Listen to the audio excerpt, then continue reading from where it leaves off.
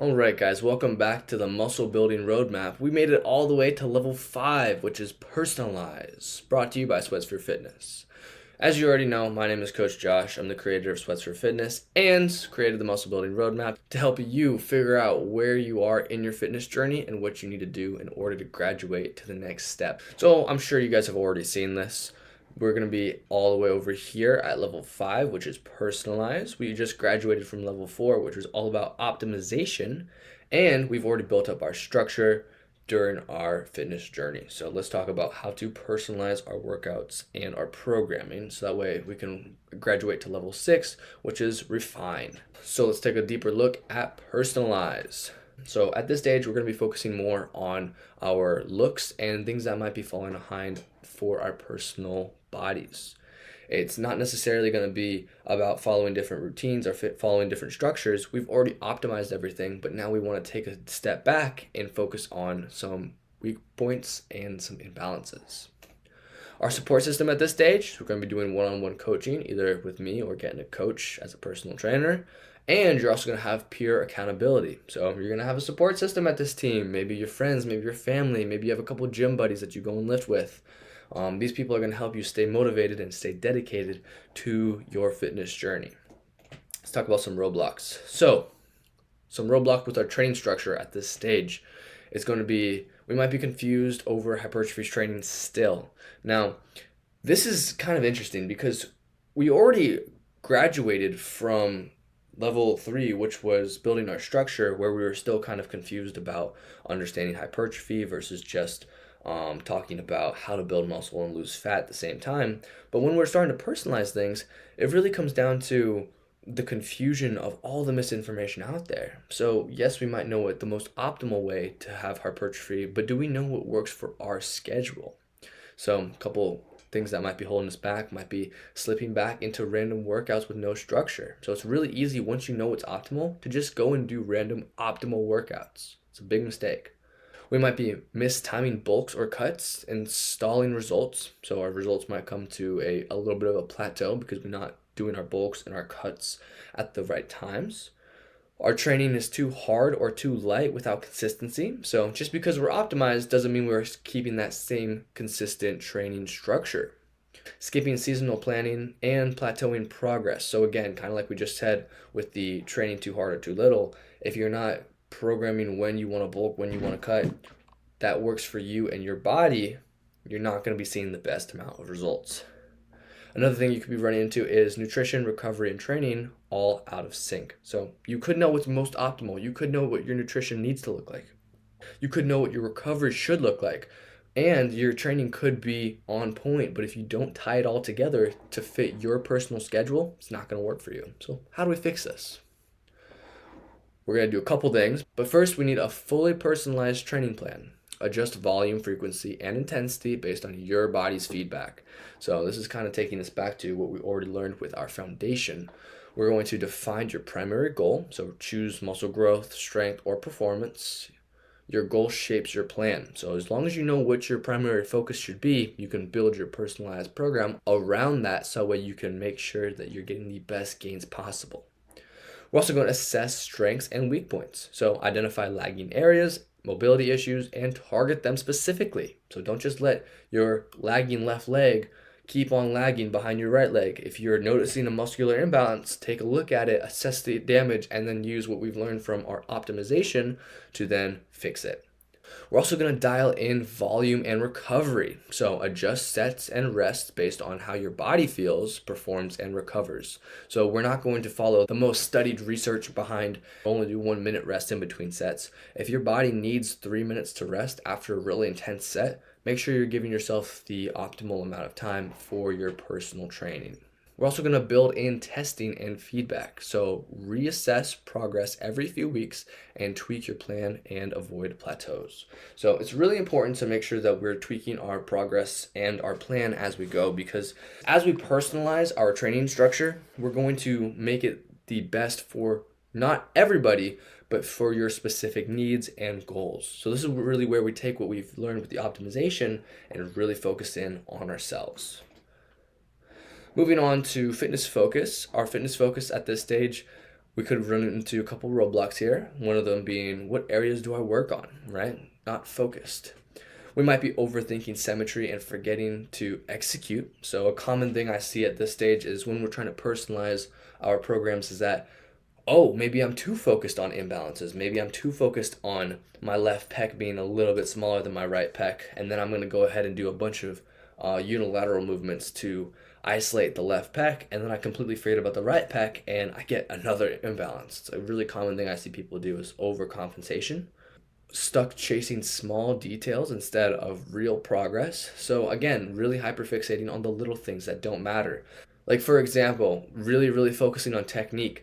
If you're a technique stickler, if you're someone that really wants to focus in on the most minute details of technique, and it starts to lead you away from actual intensity, you're going to see less progress because yes, your technique might be as scientific as possible, but it comes down to how much intensity you're also giving yourself. So I'm not saying use really bad weight, but you might be going too far, if that makes sense. You might be over analyzing and maybe not pushing yourself as hard as you could be. We might be trying to fix everything and gaining nothing. So if you're taking a look at your whole body and saying, wow, personally, I just don't like the way I look. I personally think that my training program really sucks and I'm going to fix everything all at once. You're going to see slow results that way. You want to isolate a couple key factors and a couple things that you want to focus on and really knock those out. And I'm going to talk about that on the ways to graduate. Training without a clear target or defined goal, something we kind of talked about in our training structure. So make sure that we're defining our goal so we can make sure that we're actually attacking it. And pushing hard but burning out without a strategy. So again, it sounds a lot like we did back in building our foundations, but when it comes down to it, the difference is that we have the knowledge on how to fix it. We just need to start applying it. So in order to graduate, we need to define a long-term goal physique or performance in clear terms.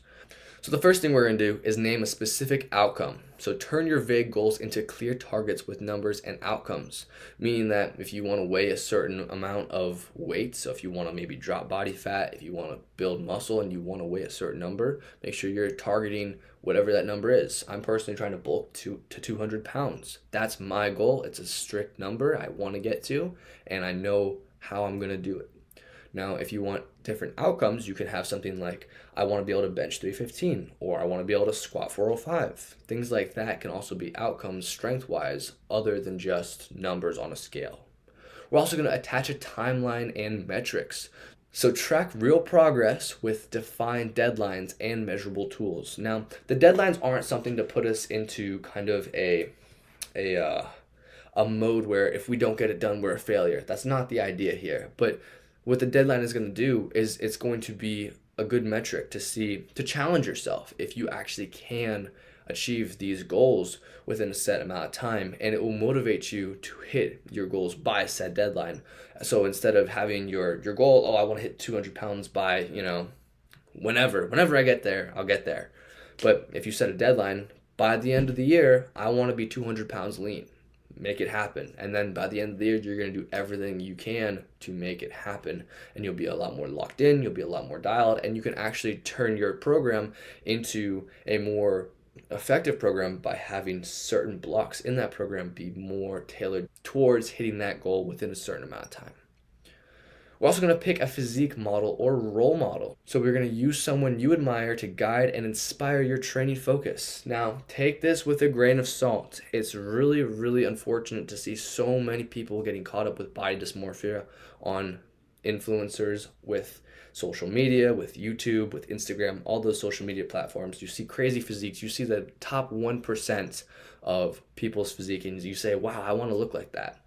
And a lot of times it's just not realistic goals. So when we say, oh, I want to look like Jay Cutler or I want to look like Sam Sulek, you're never going to look like that unless you take, performance enhancers. And even if you do take performance enhancers, you still probably will never look like them. So don't compare yourself to these people, but use their training methods and use their ideologies and maybe use them as motivation or inspiration to guide you through your workouts and to say, you know what, I'm going to do it for myself. I'm going to try to put as much muscle on my body so that way I can be healthy as opposed to just be, looking the best or the most shredded or whatever you see on social media. Make sure that you're taking that not to an unhealthy level, but you also are, using it as motivation. So you can do this one, or you can just have a goal in mind for yourself. You can think about what you want to look like in 5 years, have that idea in your head, and then use that as internal motivation. So be careful with this one, but it's helpful. Let's talk about nutrition. So, which custom meal plans are good for goals? It's a common thing that people run into when personalizing. So, when we're personalizing our nutrition, a lot of it comes down to, well, I know what I should be putting in my body, I know how I should be eating, but I just can't get it done because my schedule doesn't align or time doesn't allow me to go to the grocery store and meal prep. So, yes, it's optimal because we just graduated from optimization, but we don't really have the time to do so. So another thing that we could be running into is we might be tracking everything still, but second guessing your nutrition. So I'm still not 100% sure about if this is doing the right thing. Stuck between maintaining and actually making progress. We might be still eating at maintenance, thinking that we're going to be in a deficit and not actually seeing any progress. We could be switching phases without a clear fueling strategy, meaning that when we're going into a bulking or cutting phase, we're not really going in with intention. We're not really calculating it on MyFitnessPal and saying, oh, listen, am I actually going to be, in a deficit of 500 calories every single day? Or am I going to be in a surplus of 300 calories every single day if I want to put on lean tissue? If you're not really tracking and going into it with a strategy, you're not going to see results. We also might be relying on perfect precision with no room for slip up. So this is like the kind of opposite of that. So if you're relying on MyFitnessPal too much and I went over by 1 gram of carbs, I'm cooked for the day. I got to go walk an extra 10 minutes so I can burn that calorie. If you're so dialed in that you start to develop an ED, obviously that's not going to be healthy for you, and you're not going to be able to continue that. Another thing that we could be running into is constantly tweaking but miscalculating your activity. So this is a really common one that I've seen with my clients personally, is when they go into the macro calculators and they adjust their activity level on the calculator, they might overshoot their calories by putting themselves, I work out 5-6 days a week, I must be burning this much calories. And when they do the calculation with the SweatSphere calculators, they'll be calculating too much calories that will still put them at maintenance or in a surplus. And they're not actually burning as many calories as they think. So that being said, you want to make sure that you are being really honest with your activity level when you go calculate your macros. So you are actually putting in, I work out 4 days a week consistently. I'm also doing 30 minutes of cardio in the morning, either on the bike, doing a slow walk, maybe I'm going swimming. As long as you're doing that cardio consistently for that amount of time. So in order to graduate, we need to define your current phase. So identify whether you're cutting, bulking, or recomping, right? So your calories and macros match your actual goal. We want to make sure that we are figuring out if our goal is to get nice and shredded, get that sweet 6-pack, that we need to be in a deficit. If we want to build more muscle and we're okay with losing a little bit of that 6-pack, turn it into a 4-pack, we can know how to adjust our calories to do so. This is really important to identify what phase you currently want to be in, so that way you can, in fact, take action on it. We're also going to fine tune our macros. So customize your protein, carbs, and fats based on your goals and phase. No more generic ratios. So again, we already know how to do all this because we already graduated from the optimization, but applying it is now going to be the hard part. So this is really where it takes action and starting to apply the things that we've learned during our optimization phase into fine-tuning our macros. We're also going to dial in our nutrient timings. So fuel your body with strategic pre- and post-workout meals and evenly spaced protein for better recovery and growth. So as we know, it's really important to have your pre-workout meals and your post-workout meals. Now, we know that the anabolic window isn't a real thing, but how hydrated you are, how much carbs you have in your system really plays a big part on the energy levels you'll have during your lift. And as we know, if you don't have as much energy to execute a good lift, you're not going to be able to push as hard, you're not going to be able to progressively overload like you normally would, and that's going to then lead to a lack of intensity or a lack of stimulation for the muscles.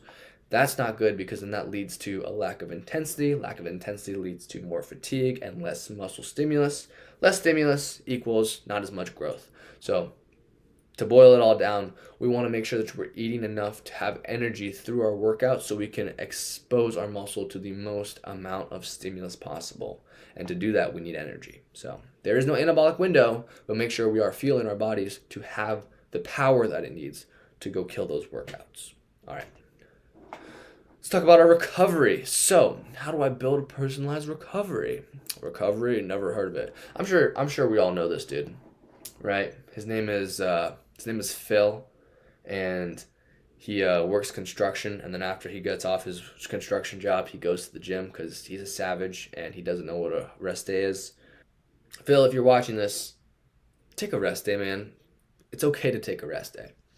Recovery is so important for so many reasons, and it's really important to personalize your recovery within your schedule day to day. A couple things we might be running into is we might be training hard, but recovery is still falling behind. It's a pretty reasonable one. Generic rest more advice isn't solving the fatigue problem. We don't necessarily know how to add it into our routines, right? Oh, dude, you should rest more. I'm sure you've always heard that if you're feeling tired, feeling exhausted.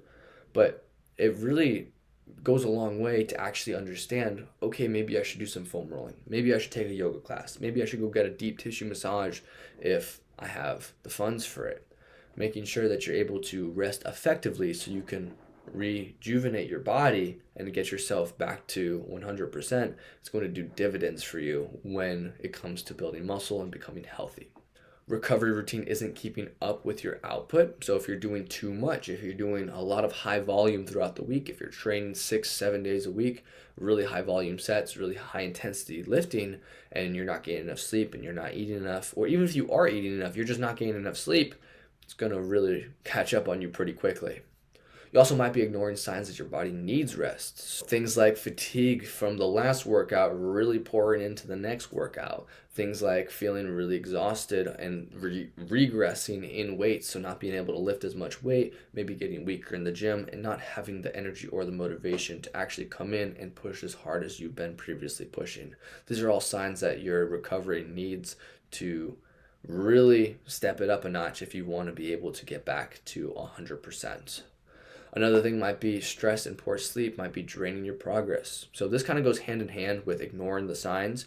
But if you're really stressed out and you're not getting enough sleep, you're going to look like Phil here. And if you're looking like Phil, you probably got a coffee in your hand. Or in most cases, with this younger generation, we got like the Celsiuses and the ghost energies and all the little stim heads. Don't be a stim head. Get your sleep, get your rest and rejuvenation. So when you can have that energy as if you were like on caffeine, but have it natural so that you're not just pumping your body full of fake energy.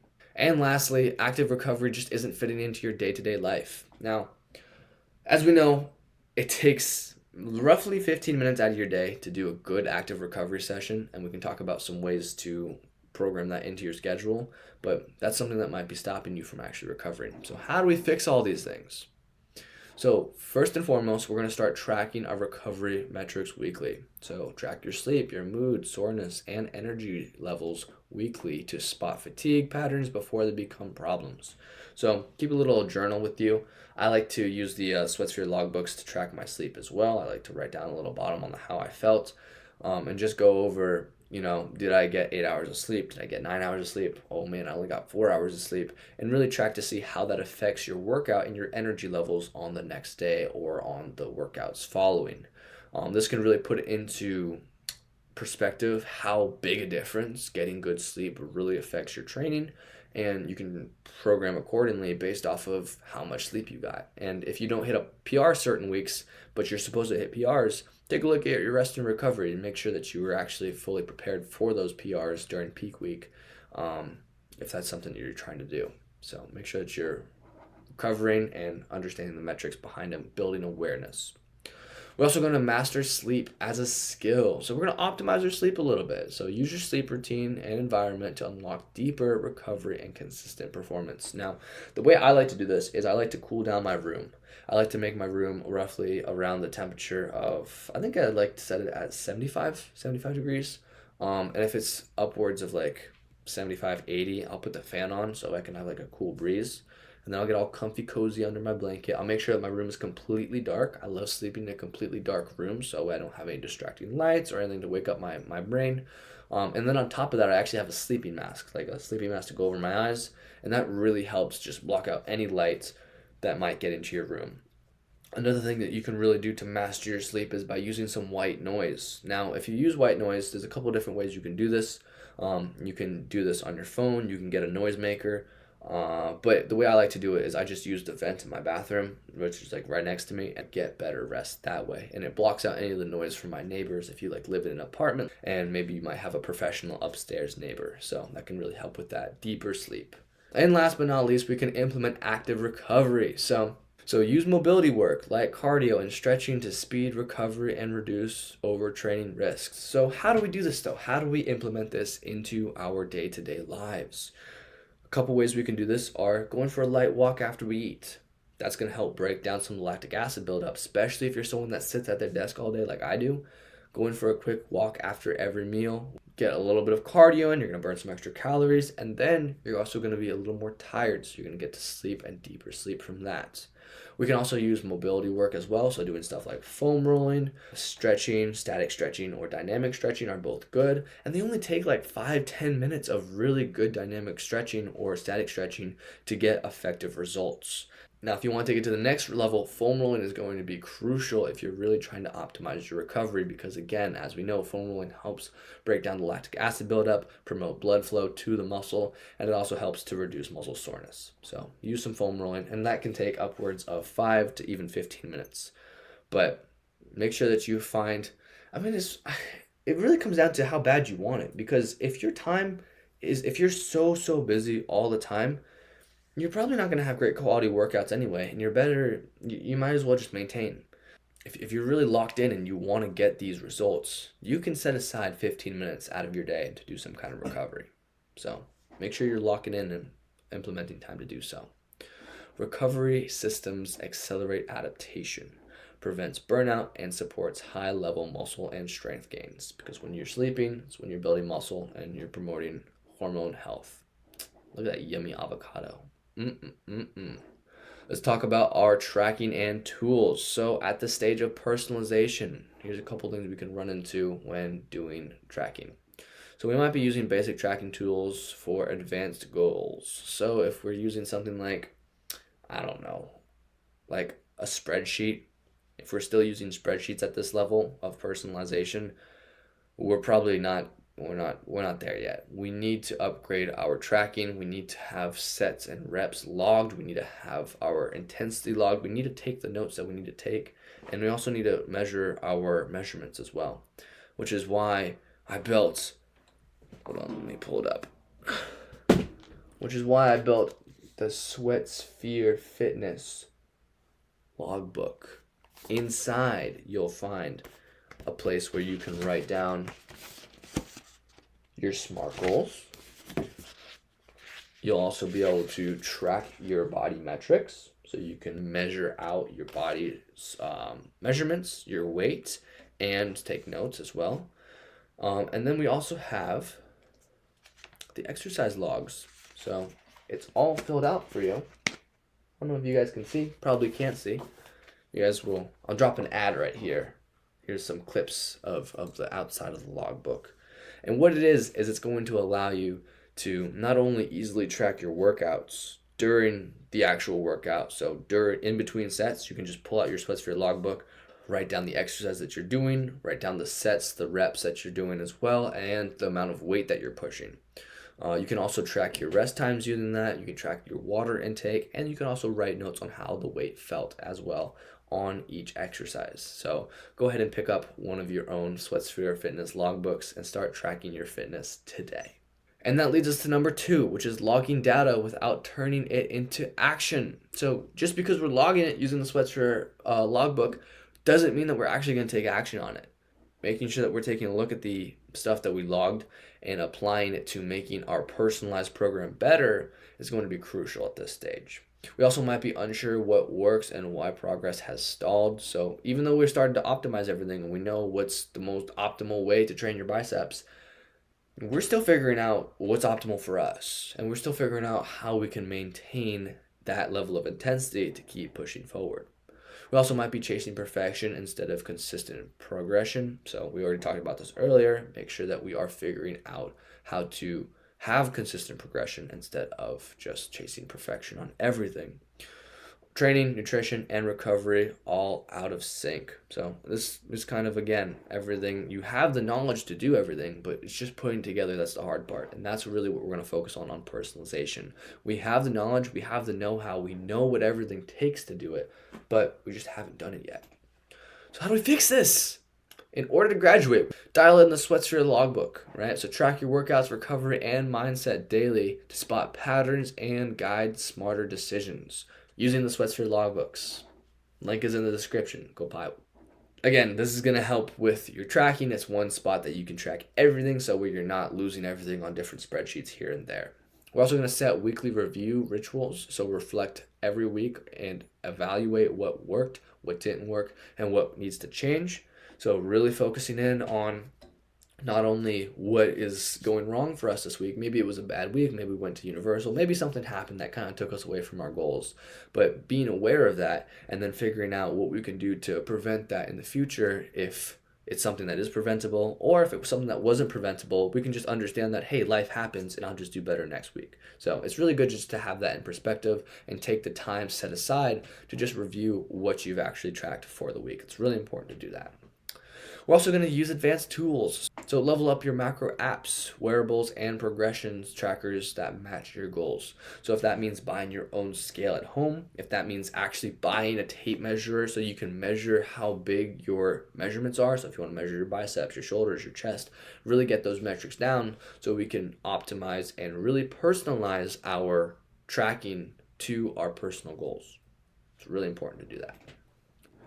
Another thing we can do is tag your phases. So label your training and nutrition phase to give context to your data and progress. So making sure that you're tagging the phases, maybe this is bulk number 1 or cut number 2 or whatever stage that you might be in, label it and set aside how much time that you're putting towards that phase in order to know what the general trends are and the general values are, especially if you're tracking your weight. It's really important to do, and maybe put it into a spreadsheet that allows you to see it over a course of time, which can help you really put it into perspective if what you're doing is working for you.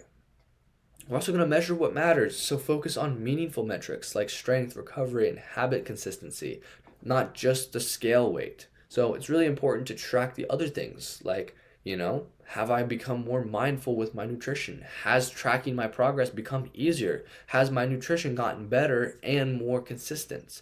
Those things are also little wins because remember, even at stage 5, we're still trying to learn how to make fitness into our lifestyle as opposed to just hitting our goals and then forgetting about it.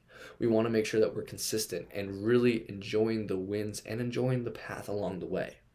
Really, really celebrate those wins on your mindfulness, your strength, your recovery, and your consistency. So it's really important to do so. Automate and simplify. So use reminders, templates, and the SweatSphere dashboard to keep tracking effortless and consistent. So we want to make sure that you're tracking effortlessly instead of making things more difficult. So we have set up our SweatSphere dashboard inside of the school, which is the spot where you can track all of your metrics in one personalized position for you and your goals. Very similar to the logbooks, but if you want to do it online, that is there for you. Link is in the bio. All right, last but not least, or almost last, we're almost there, guys. I know we've been yapping for 34 minutes already. We're almost there.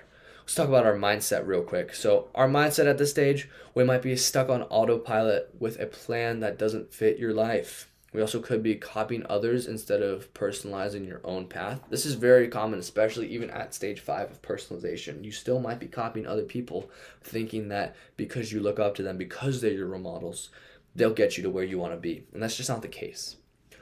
Not reflecting or adjusting, just going through the motions. We already talked about this. Don't even got to explain that. Following a plan that's out of sync with your lifestyle. Ignoring your body or your data. Stuck in the gray zone. And we might be chasing more instead of focusing on what really matters. So if this sounds anything like you, let's talk about how we can fix this mentally. So listen to both the numbers and your body. It's really important. So in order to fix our mindset, we need to stop following and start leading your own path. With guidance, yes, but with a deeper self-awareness. You have the knowledge. You have the power to change your life.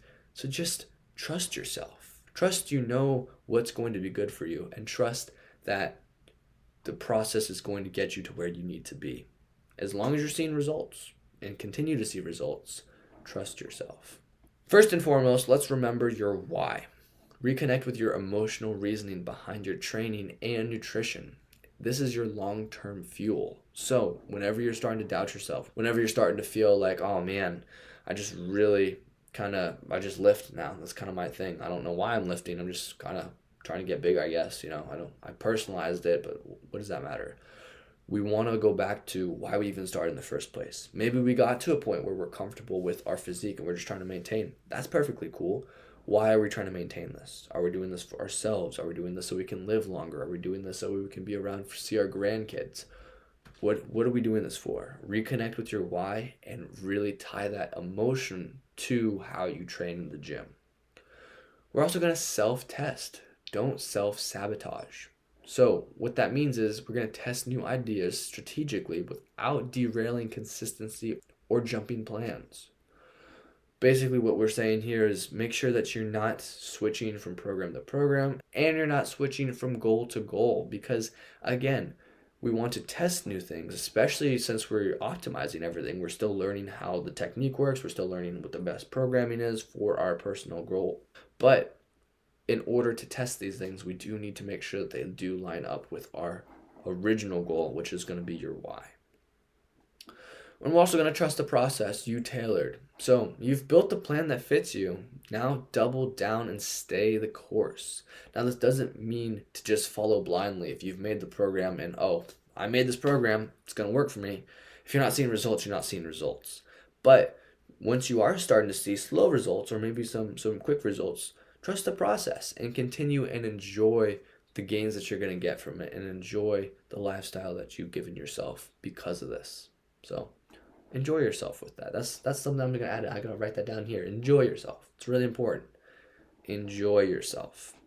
In order to graduate, we're also going to learn to coach yourself. So develop an internal discipline, motivation, and feedback. That's your next level edge. You have the knowledge to do so, but learn how to coach yourself. Learn how to understand what programs and what systems might work for your body, what you recover best from, and how you can optimize your program to get the most amount of gains. We're also going to visualize long-term identity. So clarify who you're becoming. Your mindset must lead your transformation. Because if you don't think like a healthy person, you're not going to be a healthy person. And of course, there are a bunch of different ways that you can quantify being healthy, what health looks like to you. But if you're someone that wants to lift weights and build muscle and have all the great perks that come with that, make sure that you're internally, mentally identifying with those traits to then become that kind of person as well. And that's it. So the bottom line is your body, your blueprint. This level is about turning into what works uniquely for you, adjusting your training, nutrition, and recovery based on the biofeedback results and preferences. You're no longer following a plan, you're owning it. You're owning the plan. And that's it. That's level 5, Personalize. We've graduated and we're going to move on to level 6, which is all about refinement. Drop a comment or leave a like on this video to make sure that, we take a look at what your personalized program is, see if it's really personalized for you. And again, if you want to join the up-and-coming, most amazing fitness community out there, SweatSphere Fitness on school.com. Link is in the description. That's going to be it for level 5, Personalize. I will see you guys at level 6, which is Refine, where we go ahead and refine all the details that we just personalized for us at level 5, and going to go into more detail on what exactly that means. So I'll see you guys in level 6. Coach Josh out.